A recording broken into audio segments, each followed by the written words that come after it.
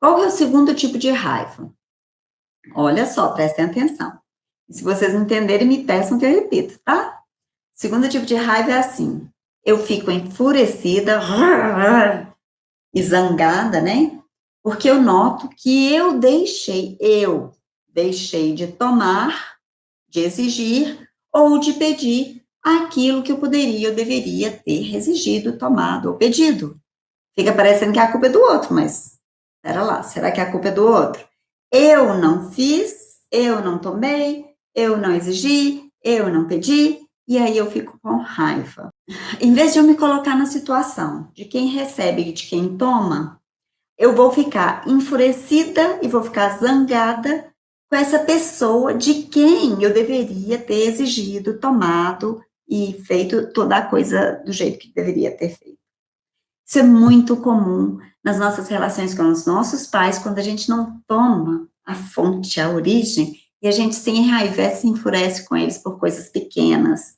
Então, o que que acontece com essa raiva? Essa raiva em que eu poderia ter pedido, exigido, feito algumas considerações e eu deixo para lá. Eu uso a raiva como um substituto para a ação.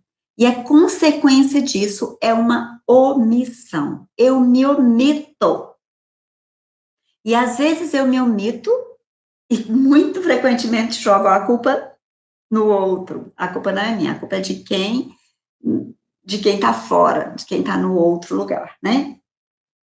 Esse tipo de raiva, gente, ela paralisa, ela incapacita, ela enfraquece e ela muitas vezes dura muitos anos, muito tempo.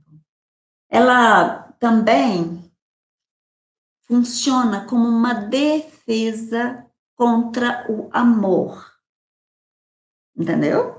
O que é isso? Uma defesa contra o amor. É como se eu achasse um bom motivo para ter raiva do outro, então eu evito.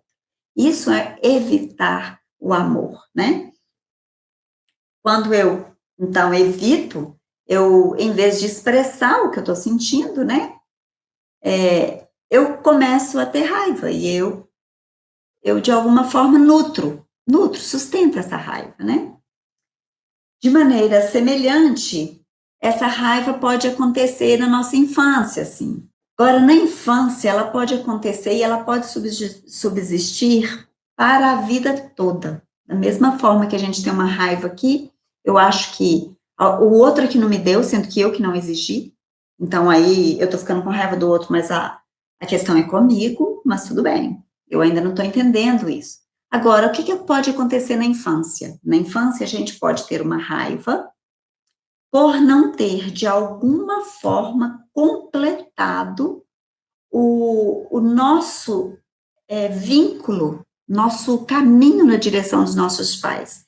Então, pode acontecer uma interrupção no meio da nossa infância, que nos afastou de alguma forma de um dos nossos pais, desse movimento afetivo, ele foi interrompido, e o que pode acontecer é que a gente carrega uma raiva para a vida a respeito disso, né? Então, em situações semelhantes, posteriores na vida, essa raiva traz toda aquela vivência original e dela retira sua força, ou seja, a gente usa a raiva. Por quê? Porque a gente está conectada a algo do nosso passado que não foi resolvido lá atrás e que é uma interrupção nesse fluxo de amor, nesse movimento afetivo, e todas as vezes que esse movimento afetivo vem, é como se eu me lembrasse de tudo aquilo que aconteceu anteriormente comigo, ou lembrasse eu estou falando lembrasse entre aspas, porque na verdade é uma ação até inconsciente dentro de nós. E a gente tende, então, a afastar esse objeto do amor. E a gente acaba não concluindo, ou não fechando, ou não sustentando vínculos afetivos pela vida afora. Bom, no primeiro tipo de raiva aqui é assim, pense em algo assim, que você poderia ter combinado, contratado, exigido, e que você, de alguma forma, se omite, e depois você fica com raiva. Ah, mas a pessoa não fez para mim. Mas você pediu? Não, não pedi, mas ela tinha que saber. Acontece muito isso, tinha que saber. Ah, ela tinha que saber. Ela tinha que saber. Às vezes não, às vezes você tinha que se colocar, você tinha que pedir.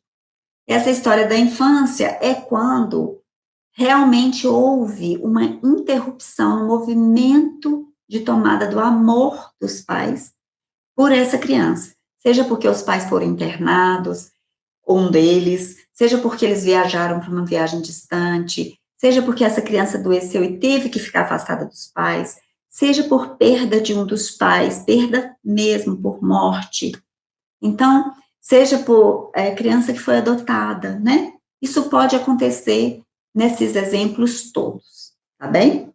Então, esse é o segundo tipo de raiva.